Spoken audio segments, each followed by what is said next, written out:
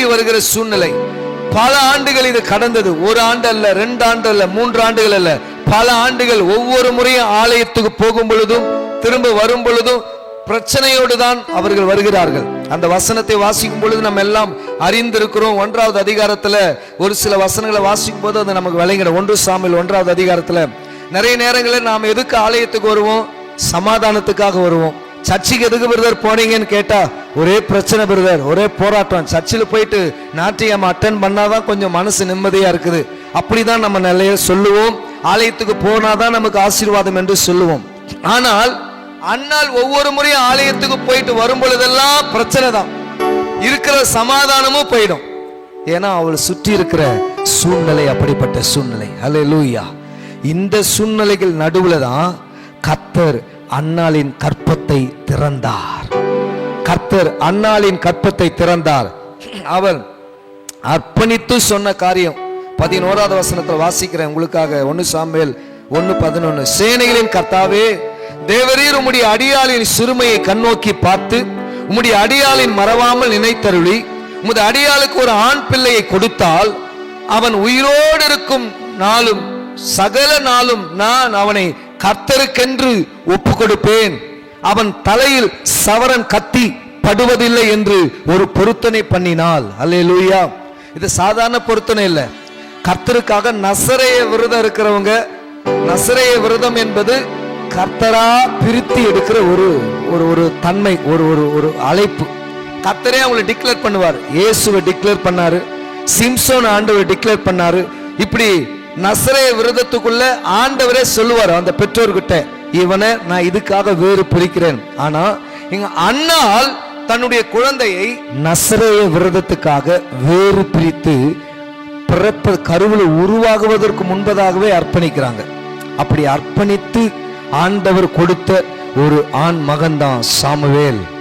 Samuel 3வது அதிகாரத்துல, ஆமென், 3வது அதிகாரத்துல வாசிக்கும் பொழுது நாம் எல்லாரும் அறிந்திருக்கிறோம். சாமுவேலை குறித்து வேதம் சொல்லுகிறது. எப்படிப்பட்ட சூழ்நிலையில சாமுவேல் இருந்தார்? 1வது வசனம் 3:1 வாசிக்கிறேன். சாமுவேல் என்னும் பிள்ளையாண்டான் ஏலிக்கு முன்பாக கர்த்தருக்கு பணிவிடை செய்து கொண்டிருந்தான்.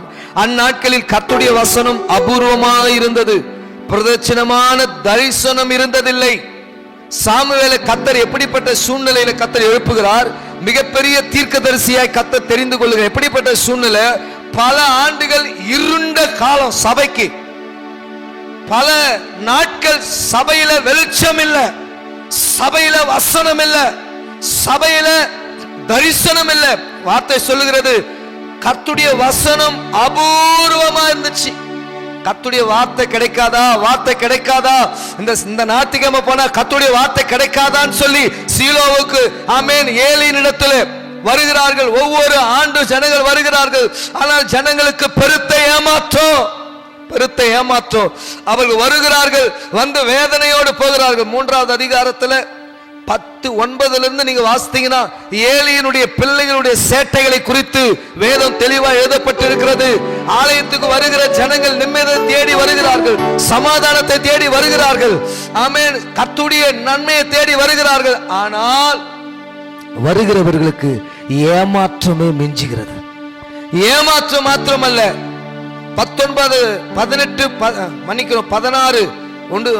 1 சாமுவேல் 3வது அதிகாரத்துல வாசிக்கும் பொழுது 16, 17வது வசனத்துல விதமாய் சொல்லுகிறது, ஜனங்கள் கர்த்தருக்கு காணிக்கை செலுத்துகிறது கூட அவர்களுக்கு கசப்பா மாறினதாம். அல்லேலூயா, அல்லேலூயா. ஜனங்களுக்கு மன்னிக்கணும். 2வது அதிகாரம் 1 சாமுவேல் 2வது அதிகாரம் 16, 17, 2வது அதிகாரம் 16, 17, 17 நான் உங்களுக்காக வாசிக்கிறேன்.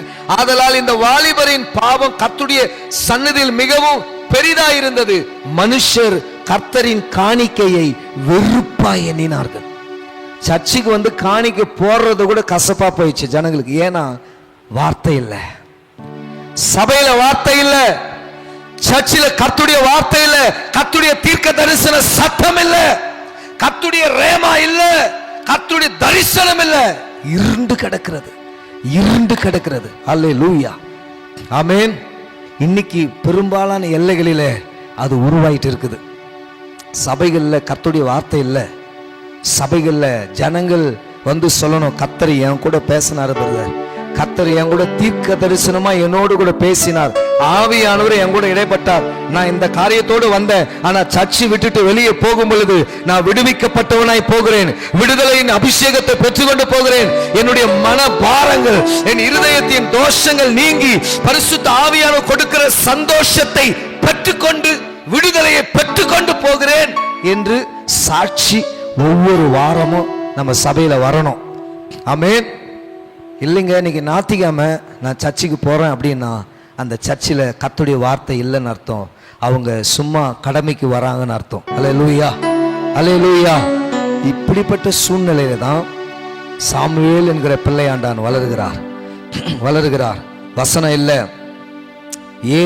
ஏலி ஆலயத்தில் சர்ச்சில் பாஸ்டர் இருக்கிறாரு, ஆனா பாஸ்டர் இருந்தும் சர்ச்சில் வசனம் இல்லை, சர்ச்சில் ஆசாரியன் இருந்தும் தரிசனம் இல்லை, வெளிப்பாடு இல்லை, கர்த்தருடைய சத்தம் இல்லை, இருண்டு போய் கிடக்கிறது, ஏலியின் கண்களும் மங்கி போய் இருக்கிறது. ஹல்லேலூயா, ஹல்லேலூயா, ஹல்லேலூயா. ஷகா தலா ரியாந்தலபா. கர்த்தருடைய கண்கள் தேடிட்டு இருக்குது, என் வார்த்தையின் வெளிச்சத்தை ஜனங்க மேல ராக்கா ஷக்கா தரபா அனுப்புகிற, என் வார்த்தையில் இருக்கிற வெளிச்சத்தை ஜனங்களுக்குள்ள கடத்துகிற ஆசாரியர்களை கர்த்தருடைய ஆவியானவர் தேடிக்கொண்டிருக்கிறார். அப்படிப்பட்ட ஊழியர்களை கர்த்தருடைய ஆவியானவர் தேடிக்கொண்டிருக்கிறார். கட்டுகளோடு வருகிற ஜனங்களுக்கு, வியாகுலத்தோடு வருகிற ஜனங்களுக்கு, பலவீனத்தோடு வருகிற ஜனங்களுக்கு, போராட்டத்தோடு வருகிற ஜனங்களுடைய கட்டுகளை அவிழ்த்து அவர்கள் மேல் வார்த்தையின் வெளிச்சத்தை அனுப்பி அவர்கள் இருளை நீக்கி சபையை விட்டு அனுப்புகிற ஆட்களை கர்த்தர் தேடிட்டு இருக்கிறார். அவர்கள் வர நாட்கள்ல கர்த்தருடைய கரம் உபயோகப்படுத்தும். அவர் இப்படிப்பட்டவரை தாகத்தோடு இருக்கிறவர்கள், அப்படி ஜெபித்துக் கொண்டிருக்கிறவர்களை கர்த்தர் பயன்படுத்துகிற நாட்கள் வந்து விட்டது. ஆமென், ஹல்லேலூயா. இந்த சூழ்நிலையில சாமுவேலுக்கு கர்த்தருடைய வார்த்தை உண்டாயிற்று. ஆனா வசனம் சொல்லுது, இன்னும் வெளிப்படவில்லை. 7வது வசனம் வாசிக்குது, சிறு பிள்ளையா இருக்கிறான், கர்த்தருடைய வார்த்தை சாமுவேலுக்கு வெளிப்படவில்லை. ஆமென், வெளிப்படல. ஆண்டவருடைய வார்த்தை வெளிப்பட ஆரம்பித்த பிறகு அந்த வார்த்தையில் நம்ம வாசித்தோம் 19-20. கொஞ்ச நாள் கழிச்சு சாமுவேல் தான் கர்த்தருடைய தீர்க்கதரிசி என்கிற தான் முதல் பெயர் சபா மட்டும் அறியத்தக்கதான வெளிப்பாடுகள் சாமுவேல் மூலமா வந்தது. அல்லேலூயா. சாமுவேல் மிகப்பெரிய ஒரு பவர்ஃபுல்லான ஒரு ப்ராப்பர்ட். 16வது அதிகாரத்தில் நம்ம வாசிக்கிறோம், 1 சாமுவேல் 16ல அவர் பட்டணத்துக்குள்ள நுழைந்த பொழுது ஆண்டவர் சொல்லுவார், நீ போய் ஈசாயின் குடும்பத்தில் ஒருத்தர் நான் தெரிஞ்சுக்கிட்டேன்னு சொல்லுவார். அவர் உள்ள வரும் பொழுதே ஊரார் எல்லாம் பயந்து நடுங்கி முன்னாடியே போய் நின்று கேட்பாங்க, என்ன விஷயம், நீங்க வர்றது நல்லதா இல்ல கெட்டதா, நல்ல சமாதானத்துக்குரிய காரியம் தானா? சாமுவேல் உள்ள வராருனாவே ஜனங்களுக்குள்ள ஒரு கலக்கம், பீதி வருது. ஏன்னா தீர்க்கதரிசி உள்ள வராரு. அல்லேலூயா. அவர் தீர்க்கதரிசி மாத்திரமல்ல, நியாயாதிபதி. ஜனங்களை நியாயம் விசாரிக்கிற ஒரு அபிஷேகத்தை கர்த்தர் அவர் மேல வைத்தார். அவர் நியாயாதிபதி மாத்திரமல்ல, ஆசாரிய அபிஷேகத்தையும் அவர் மேலேயே கர்த்தர் வைத்திருந்தார். அல்லேலூயா. இந்த 3 ஊழியத்தை சாமுவேல் செய்து கொண்டிருந்தார். தீர்க்க தரிசன ஊழியத்தையும் செய்த அழைப்பு, நியாய விசாரிக்கிற அழைப்பு, ஆசாரிய பாஸ்டர் அனாயிண்டிங், சாமுவேலுக்குள்ள பலி செலுத்துகிற அபிஷேகத்தை கர்த்தர் வைத்திருந்தார். இப்படி இருந்த சாமுவேலுக்குள்ளதான் சில காரியம் கொஞ்சம் அவர் வாழ்க்கையில மைனஸ் ஆச்சு. அல்லேலூயா. அவ்வளோ பெரிய தீர்க்கதரிசி, அவர் வாழ்க்கையில எங்க தப்பு நடந்தது, எதனால நடந்தது, அந்த இடத்துல நான் எப்படி இருக்கணும், நான் என்ன பண்ணணும், நான் எப்படி ஜாக்கிரதையா இருக்கணும், அதை தான் கர்த்தர் நம்மோடு கூட பேச போகிறார். 3 காரியம் மாத்திரம் தான், இன்னும் சுருக்கமா நேரத்தில் இருக்கு, சுருக்கமா சொல்லி முடிக்க விரும்புகிறேன். 1 சாமுவேல் புஸ்தகம் எல்லாம் எடுத்துக்கொள்ளலாம். 1 சாமுவேலின் புஸ்தகம் 15வது அதிகாரம். 1 சாமுவேல் 15வது அதிகாரம். 1 சாமுவேல் புஸ்தகம் 15வது அதிகாரம்.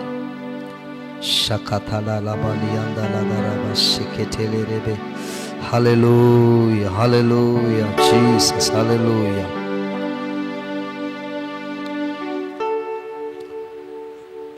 மன்னிக்கணும், 1 சாமுவேல் 16 1வது வசனத்தை ஒருத்தர் நம்ம சத்தமா வாசிக்கலாம். யாராவது ஒரு வாசிக்கலாம். 1 சாமுவேல் 16.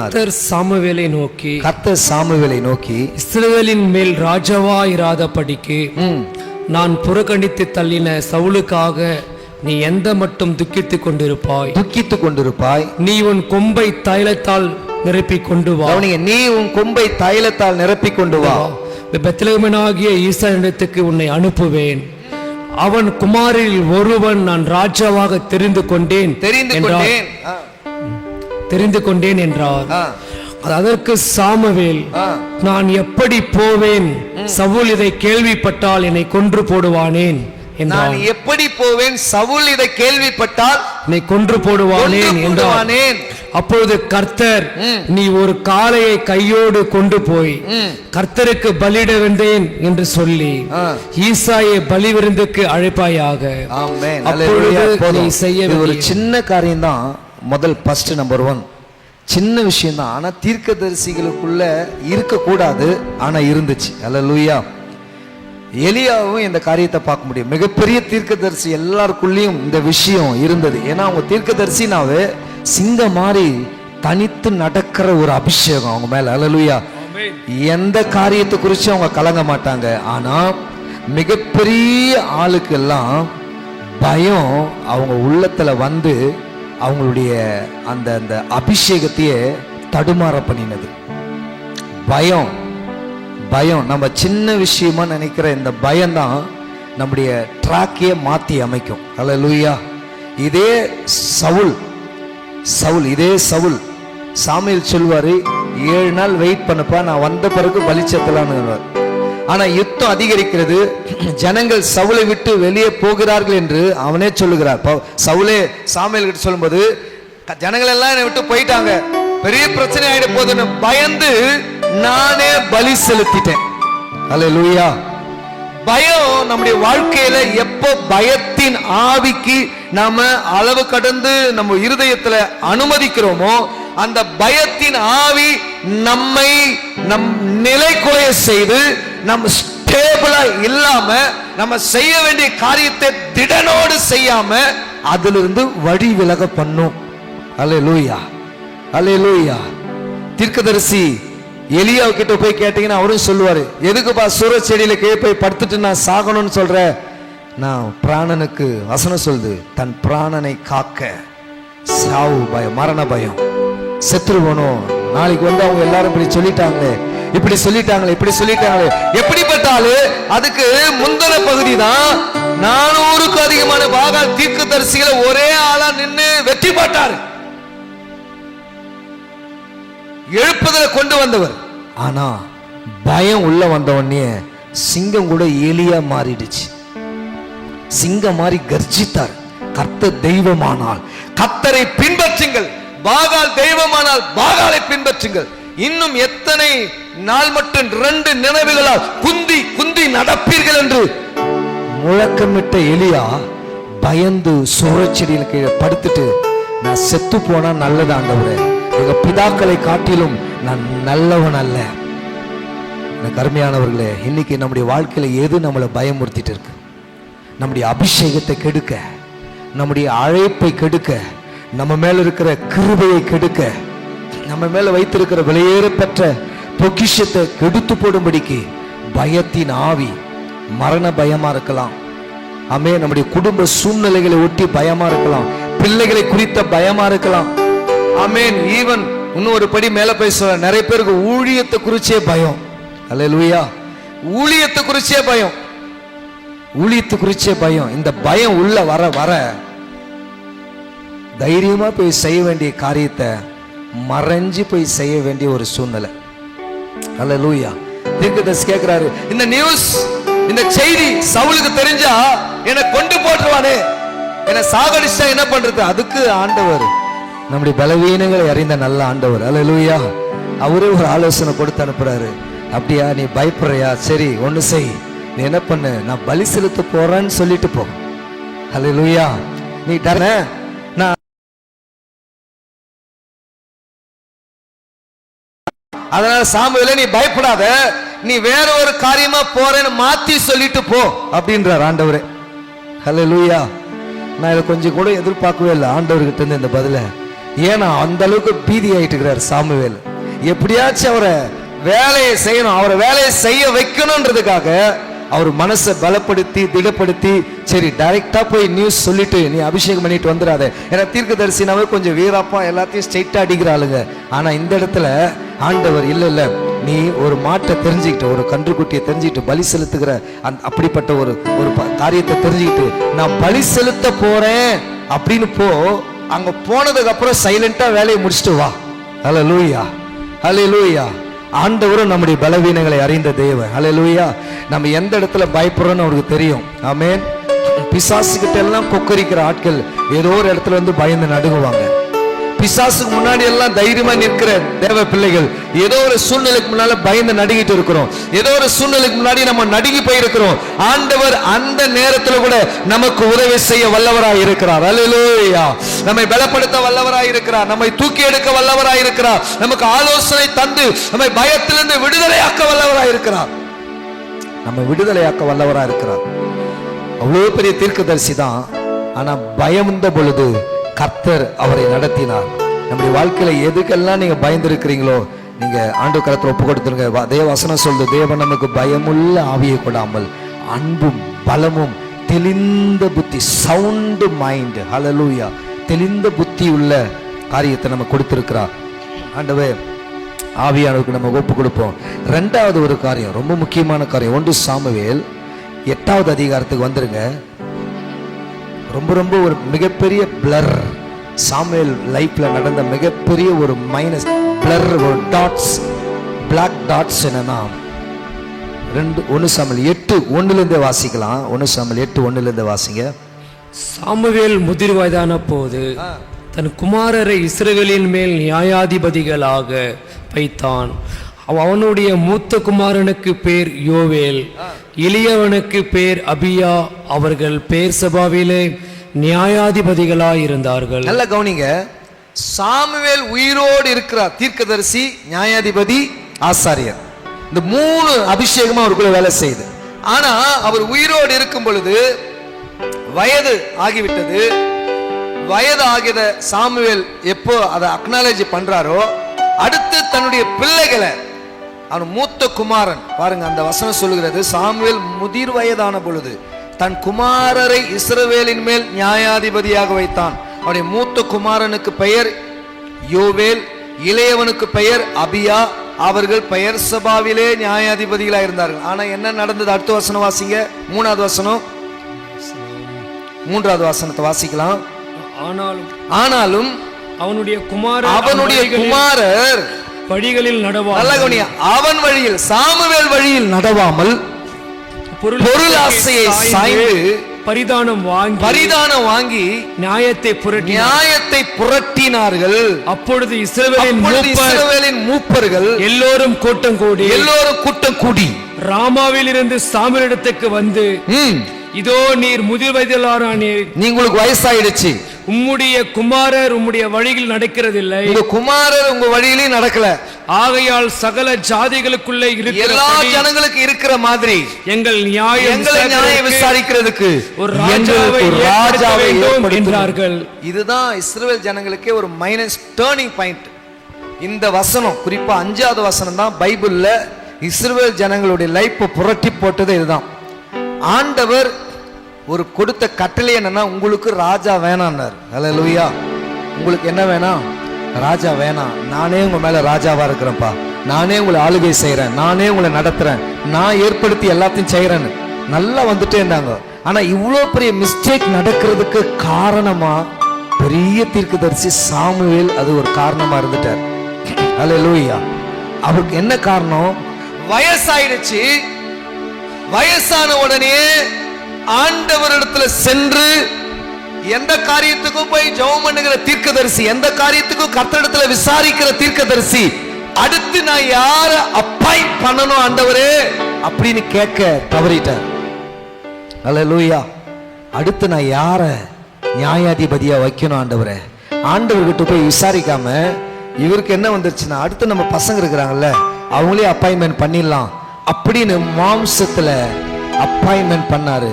மாம்சத்துல வந்தவன் மாம்சத்துல வேலையை காமிச்சிட்டான். அல்லேலூயா. என்ன செஞ்சாங்க அந்த ஜனங்களுடைய, அந்த பிள்ளைகளுடைய என்னென்ன, அவர்கள் நியாயத்தை புரட்டி பரிதானம் வாங்கினார், லஞ்சம் வாங்கிட்டான். கட்ட பஞ்சாயத்து பண்ண ஆரம்பிச்சிட்டாங்க. யாரு? மிகப்பெரிய தீர்க்கதரிசியினுடைய பிள்ளை, மிகப்பெரிய தீர்க்கதரிசியுடைய 2 பிள்ளைங்க. இதே சாமுவேல் கடைசி நாட்கள்ல சொல்லுவாரு, ஜனங்களை பார்த்து சவால் விடுவாரு, உங்களிடத்தில் இருக்கிறதை ஏதாவது நான் இச்சித்தேனா, யார் கையிலாவது பரிதானம் வாங்கினேனா சொல்லுங்க பார்க்கலாம், என்ன கை நீட்டுன்னு. அப்ப ஜனங்க சொல்லுவாங்க, இல்லை சாமுவேல், நீர் ஒரு காரியமும் செய்யல, எங்களுக்கு முன்னாடி நீ இருந்த நாளெல்லாம் கரெக்டா எங்களை நியாயம் விசாரித்து கர்த்தருக்கு முன்னாடி கரெக்டா இருந்தீங்க. இப்படிப்பட்ட தீர்க்கதரிசியுடைய பிள்ளைகள் லஞ்சம் வாங்கி நியாயத்தை புரட்டினதுனால ஜனங்க பொறுத்து பார்த்தாங்க. கொஞ்ச நாள் கழிச்சு சாமுவேல் கிட்ட, உங்களுக்கு வயசாயிடுச்சு, உங்களால் இதுக்கப்புறம் எங்களை ஜட்ஜ் பண்ண முடியாது, உங்க பிள்ளைகளை அப்பாயின்மெண்ட் பண்ணுங்க, அவனுங்களும் ஒழுங்கா இல்ல, அதனால எங்களுக்கு ஒரு ராஜா வேணும். இப்ப இந்த செய்தி எப்படி இருந்தது தெரியுங்களா? கர்த்தர் சொல்றாரு பாருங்க 7வது வசனத்துல, அவர்கள் உன்னை தள்ளல என்னை தள்ளிட்டாங்க. சாமுவேல் கிட்ட சொல்றாரு, அவர்கள் உன்னை தள்ளல என்னைத்தான் தள்ளினார்கள். தேவ ஜனங்கள் கர்த்தரை தள்ளுவதற்கு சாமுவேலின் விசாரிப்பற்ற ஒரு முடிவு காரணமா இருந்தது. நம்முடைய லைஃப்ல நம்ம ரொம்ப பயப்பட வேண்டிய ஒரு பகுதி என்னன்னா, எந்த காரியத்தை செஞ்சாலும் ஆண்டவர்கிட்ட கேட்டு கேட்டு கேட்டு செய்ய பழகலைன்னா நம்ம லைஃப்ல சாமுவேலை போற ஒரு கரும்புள்ளியை நம்ம குடும்பத்தில் விட வேண்டியது இருக்கும். நம்முடைய ஊழியத்தில் ஒரு டாட் விட வேண்டி இருக்கும். எந்த காரியத்தை செஞ்சாலும் கேட்டு கேட்டு, ஆண்டவரே இதை நான் செய்யணுமா, இந்த காரியத்தை நான் செய்யணுமா, இங்க நான் போகணுமா, இந்த காரியத்துல ஈடுபடணுமா, கர்த்தரிடத்துல விசாரிக்கிற ஒரு கேரக்டர். ஹல்லேலூயா. தாவீது குறிச்சு ஆண்டவர் ரொம்ப மெச்சி கொண்டதுக்கு காரணம், என் இருதயத்துக்கு ஏற்றவன் சொன்னது காரணம், அவன் எனக்கு சித்தமானதையெல்லாம் செய்வான். அப்படின்னா எனக்கு எதெல்லாம் பிடிக்குமோ அதை மட்டும்தான் செய்வான். அதை எப்படி செஞ்சாரு? எங்க போனாலும் கேட்டு கேட்டு கேட்டு கேட்டு செஞ்சார். ஹல்லேலூயா. 1 சாமுவேல் 30வது அதிகாரத்துல வாசிக்க வேண்டாம், தன் மனைவி பிள்ளைகள் கூட இருக்கிற அத்தனை காரியத்தை பிடிங்கிட்டு போயிடுவாங்க எதிரிகள். எல்லாம் கைவிட்டு போயிட்டு ஓட அழுதுட்டு இருக்கிறாங்க. பலன் போகிற மட்டும் அழுது முடிச்சுட்டாங்க. பக்கத்துல கூட இருக்கிறவங்க கல் எடுத்துட்டு அடிக்கிறதுக்கு அழுது முடிச்சுட்டு, இந்த நிந்த அவமானத்தை எல்லாம் தொடச்சி போட்டு திடீர்னு மனுஷன் போயிட்டு முட்டி போட்டு ஜெபிக்கிறார், ஆண்டவரே அந்த தண்டை நான் பின் தொடரட்டுமா வேண்டாமா, அதை என் கையில ஒப்பு கொடுப்பீரா? எந்த ஒரு சாதாரண ஒரு மனுஷன் செய்யற செயலாது. பொண்டாட்டி பிள்ளைங்களாம் தூக்கிட்டு போயிருக்கிறாயா, நீ போய் ஜெபம் பண்ணி நிற்கிற, உனக்கு கொஞ்சமாவது மூளை இருக்குதான்னு கேட்கிற கிறிஸ்தவர்கள் பெருகி இருக்கிற காலம் இது. அல்லேலூயா. என்ன ஜெபம் பண்ணி நிற்கிற நீ? இந்த நேரத்துல போய் ஆண்டவர்கிட்ட விசாரிக்கிற, இதுக்கு போய் ஜெபம் பண்ற, இதுக்கெல்லாமா ஜெபம் பண்ணுவாங்க, இதுக்கெல்லாமா பிரேயர் பண்ணுவாங்க, இதெல்லாம் ஒரு காமன் சென்ஸ் இல்ல, சுபாவம் ஒரு பொது அறிவு இல்லையான்னு கேட்கிறாங்க. யாரு? கர்த்தருடைய பிள்ளைகள். ஆனா தாவீதுக்கு தெரியும், இல்ல எல்லாம் தலைக்கு மீறி போயிடுச்சு, உண்மைதான், ஆனாலும் நான் கர்த்தர்கிட்ட கேட்பேன். அல்லேலூயா. தலைக்கு மீறி போயிடுச்சு, இது உண்மைதான், ஆனாலும் கர்த்தர்கிட்ட கேட்பேன். நாம 2வது சாமுவேலுடைய வாழ்க்கையில் அந்த கற்றுக்கொள்ள வேண்டிய, இதை நான் செய்யக்கூடாதுன்னு கற்றுக்கொள்ள வேண்டிய காரியம், நான் எதை கேட்டாலும் விசாரிப்பாண்டவரே, விசாரிப்பாண்டவரே, ஒரு தீர்மானம் எடுக்க போகிறோம், நான் எதை செஞ்சாலும் உங்ககிட்ட கேட்டு நீங்கள் என்ன சொல்கிறீங்களோ அதை செய்கிற கிருபை எங்களுக்கு தாங்க ஆண்டவரே. ஹல்லேலூயா, ஹல்லேலூயா. விசாரிப்பற்ற ஒரு செயலினால முழு இஸ்ரவேலுக்கும் அது கேடாய் மாறினது, கேடாய் மாறினது. 3வது ஒரு காரியத்தை சொல்லி ஜெபம் பண்ணி முடிக்க போகிறோம். அதே 16வது அதிகாரம், அதே 16வது அதிகாரம், 1 சாமுவேல் 16வது அதிகாரத்தில் 4லிருந்து வாசிக்கலாம், 4லிருந்தே வாசிக்கலாம். 1 சாமுவேல் 14, 16, 4லிருந்து. கர்த்தர் சொன்னபடியே சாமுவேல் செய்த பெத்லெகேமுக்கு போனான். அப்பொழுது அவ்வூரின் மூப்பர் தத்தளிப்போடு அவனுக்கு எதிர்கொண்டு வந்து, நீர் வருகிறது சமாதானமா என்றார்கள். அதற்கு அவன், சமாதானம்தான், கர்த்தருக்கு பலியிட வந்தேன், நீங்கள் உங்களை பரிசுத்தம் பண்ணிக்கொண்டு என்னுடனே கூட பலி விருந்துக்கு வாருங்கள் என்றான். வாருங்கள் என்றான். மேலும் ஈசாயும் அவன் குமாரரையும் பரிசுத்த பண்ணி அவர்களை பலிவிருந்துக்கு அழைத்தான். அவர்கள் வந்த போது, நல்ல கவனிங்க, அவர்கள் வந்த பொழுது அவன் எலியாவை பார்த்த சாமுவேல் தீர்க்கதரிசி சாதாரண இல்ல, சாமுவேல் தீர்க்கதரிசி எலியாவை பார்த்த பொழுது, கர்த்தரால் அபிஷேகம் பண்ணப்படுபவன் இவன் தானாக்கும் என்றான்.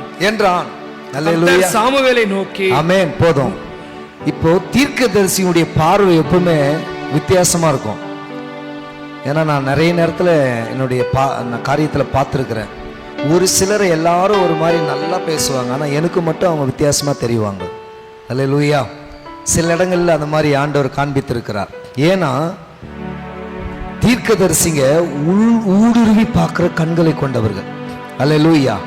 மேலோட்டமா ஐயோ இவர் நல்ல பிரதர், இந்த விசுவாசி நல்ல விசுவாசி, இவங்க சபைக்கு கரெக்டா வந்து உட்காருவாங்க, கரெக்டா இவங்க எல்லாத்திலும் ஈடுபடுவாங்க, எல்லா ஒழுங்குகள்ல கரெக்டா கலந்து கொள்ளுவாங்க, இவங்க ஊழியத்துல கரெக்டா இருக்கிறவங்க, இவங்க நல்ல ஹெல்ப் பண்ணுவாங்க. இது வந்து மனுஷன் பார்க்கறது. ஆனா தீர்க்கதரிசி அப்படியாப்பா, ஓகே, அவங்க கண்ணு திறந்து இருக்கும், ஆனா ஆவிக்குரிய கண்களால இருதயத்தை ஊடுருவி உள்ள அவன் எப்படி இருக்கிறான்னு பார்க்கிறவங்க தான் தீர்க்கதரிசி. அல்லேலூயா.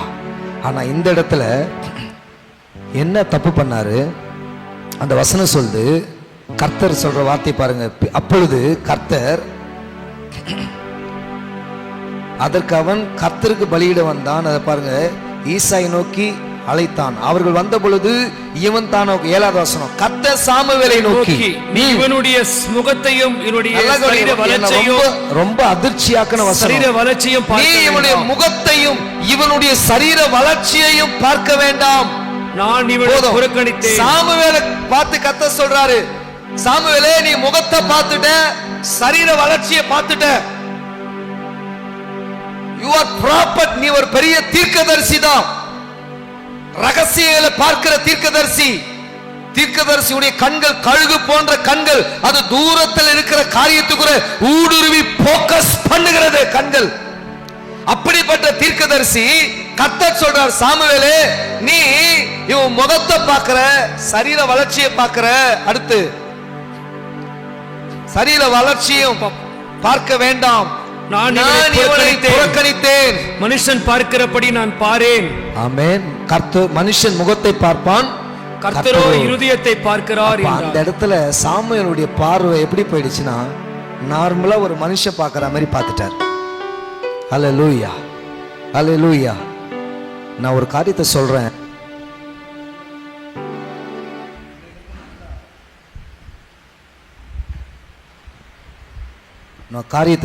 நான் ஒரு காரியத்தை சொல்றேன். இன்னையிலிருந்து நாம் ஒவ்வொருவரும் முக்கியமான ஒரு ஜெப குறிப்புக்காக ஜெபிக்கணும். என்ன ஜெப குறிப்புனா, ஆண்டவரே ஆவிக்குரிய கண்களை எனக்கு திறந்தருளுங்க ஆண்டவரே. அல்லேலூயா. என் மனக்கண்களை திறந்து விடுங்க ஆண்டவரே. அல்லேலூயா. என் மனக்கண்களை திறந்து விடுங்க. ஓ ராபாலா ஷக்கராபா. மனக்கண்கள் திறக்கப்பட்டவர்களே தவறுகிற சூழ்நிலையை தான் இங்க கர்த்தர் காமிச்சு கொடுக்கிறார். அப்ப மனக்கண்கள் திறக்கப்படாதவர்களுடைய நிலைமை எவ்வளவு கடினமா இருக்கும், எவ்வளவு கடினமா இருக்கும். மனக்கண்கள் திறக்கப்பட்டவங்களே தப்பு பண்ணுவாங்க. அப்பதான் இந்த வசனத்துல இன்னொரு காரியத்தை ஆண்டு கற்றுக் கொடுத்தார். எவ்வளவு பெரிய தீர்க்கதரிசியா இருந்தாலும் மிஸ்டேக் இருக்கும். ஆமென்.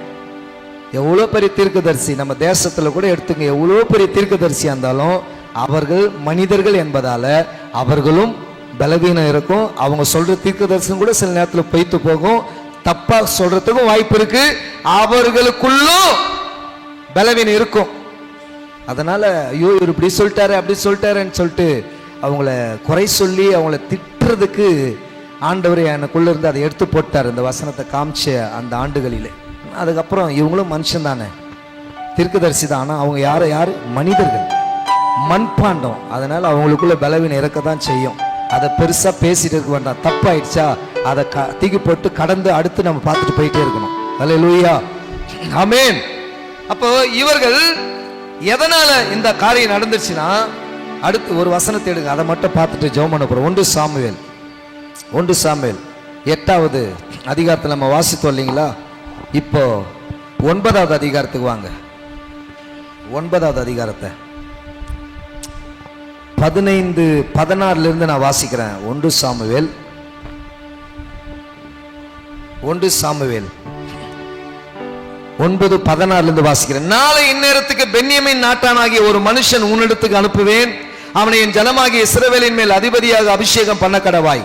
அவன் என் ஜனத்தை பெலிஸ்தரின் கைக்கு நீங்களாக்கி ரட்சிப்பான். என் ஜனத்தின் முறையிடுதல் என்னிடத்தில் வந்து எட்டினபடியினால் நான் அவர்களை கடாட்சித்தேன் என்று வெளிப்படுத்தி இருந்தால்.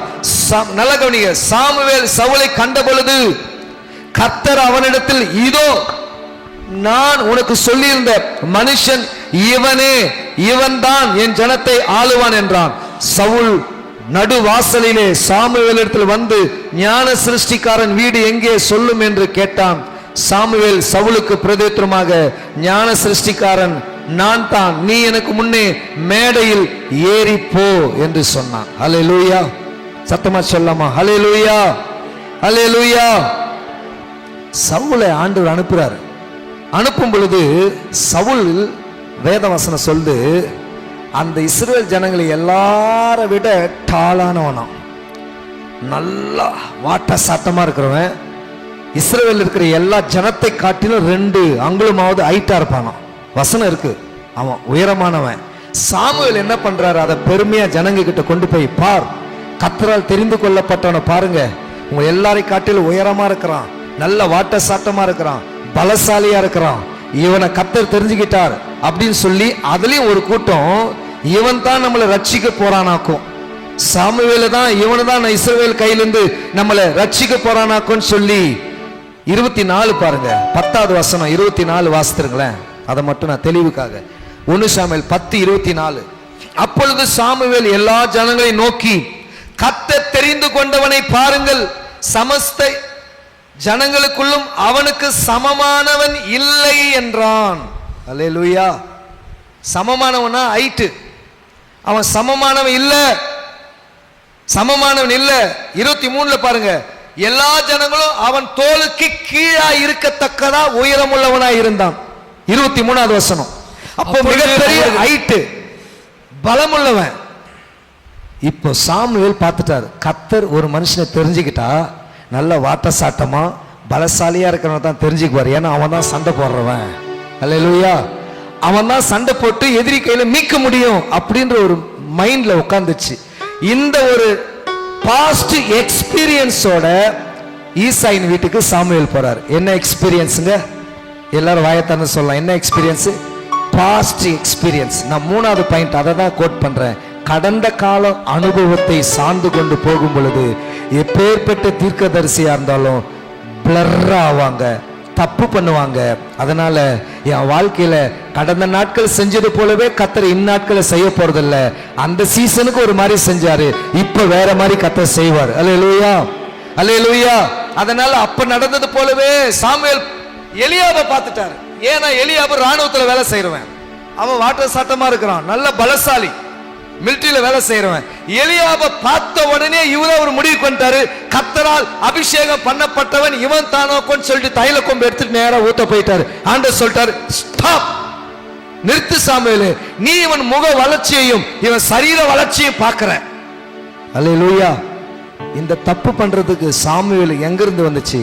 கடந்த கால அனுபவம். எவ்வளவு பெரிய தீர்க்கதரிசி, ஆனா பாஸ்ட் எக்ஸ்பீரியன்ஸை பிரசன்ட்ல அப்ளை பண்ண பார்த்தாரு, ஃபெயில் ஆயிட்டார்.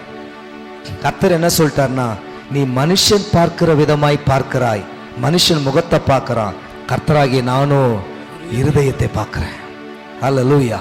நீ பலசாலி அப்படின்னு பார்க்காத சாமுவேல், இந்த வீட்டில் எல்லாரும் பலசாலி ஆயிட்டு, ஆனா அந்த வீட்டில் கடைக்குட்டி ஒன்று இருக்குது, அது குள்ளமா தான் இருக்கும், அது பலசாலிலாம் கிடையாது, பார்க்கறதுக்கு ரொம்ப அழகா இருப்பான், அவன் ரொம்ப கியூட்டா இருப்பான், ஆனா பலம்லாம் கிடையாது. அவன் மேல அபிஷேகத்தை ஊத்து. அபிஷேகம் தான் ஜனங்களை ரட்சிக்குமே தவிர சரீர பலன் இல்ல. அல்லேலூயா. அபிஷேகம் தான் ஜனங்களை எதிரிகளின் கையிலிருந்து விடுதலை ஆக்குமே தவிர சரீர வளர்ச்சி அல்ல, சரீர பலம் அல்ல, சரீர முயற்சி அல்ல. வேதம் சொல்லுகிறது, சரீர முயற்சி அற்ப பிரயோஜனம் உள்ளது. அல்லேலூயா. சரீர வளர்ச்சி அற்ப பிரயோஜனம் உள்ளது. பவுல் தெளிவா நிருபத்தில் எழுதுறார், சரீர வளர்ச்சி, சரீர முயற்சி அற்ப பிரயோஜனம் உள்ளது. சாமுவேல் அங்க ஒரு பாடத்தை கத்துக்கிறாரு. நமக்கு கத்துக்க வேண்டிய காரியம், கடந்த நாட்களில் நம்மளை விதவிதமா கத்தர் போஷித்திருப்பாரு, நடத்தியிருப்பாரு, ஆலோசனை கொடுத்திருப்பாரு, விதவிதமான பாதையில கொண்டு போயிருப்பாரு. ஏதாவது ஒரு சூழ்நிலை வரும்போது இப்படிதான் நடத்துவாரு, அப்படிதான் நடத்துவார்னு அந்த இடத்த மைண்ட்ல பிக்ஸ் பண்ணிட்டு நாம விதண்டாவாதமா விடாப்பிடியா அந்த ட்ராக்லயே பயணிக்க ஆண்டவர் விரும்பல. இன்னைக்கு நீங்க எப்படி நடத்துறீங்க ஆண்டவரே, ஒவ்வொரு நாளும் ஆலோசனை கேட்டு நீங்க நடத்துகிற வழியில போக எங்களுக்கு கிருபை கொடுங்க ஆண்டவரே. ஹல்லேலூயா. எல்லாம் அப்படியே கண்களை மூடி ஜெபிக்கலாமா? Thank you holy spirit. கண்களை மூடி நாம ஜெபம் பண்ணலாம். ஆமென் ஆமென். ரேபாலா கடாரா ஷண்டாடா ரபு கொடோரோ ஷண்டாலா ரபா ரேதினிமா ஹந்தாடா ரபா. எல்லாம் கண்களை மூடி நம்ம ஜெபிப்போம். தகப்பனே, நாங்கள் உம்மை ஸ்தோத்திரிக்கிறோம், ஸ்தோத்திரிக்கிறோம். ஹல்லேலூயா ஹல்லேலூயா. இங்க இருக்கிற நமக்காக ஜெபம் பண்ண போகிறோம். ஆமென். அருமையான ஆமென் ராஜா பிரதருக்காக, பிலிப்பு பிரதருக்காக, ஆமென் ஜான் பீட்டர் பாஸ்டருக்காக, அருமையான சாம்சன் பிரதருக்காக, ஆமென் தாயாருக்காக, அருமையான 2 தாயார்களுக்காக, மக்களுக்காக நாம ஜெபம்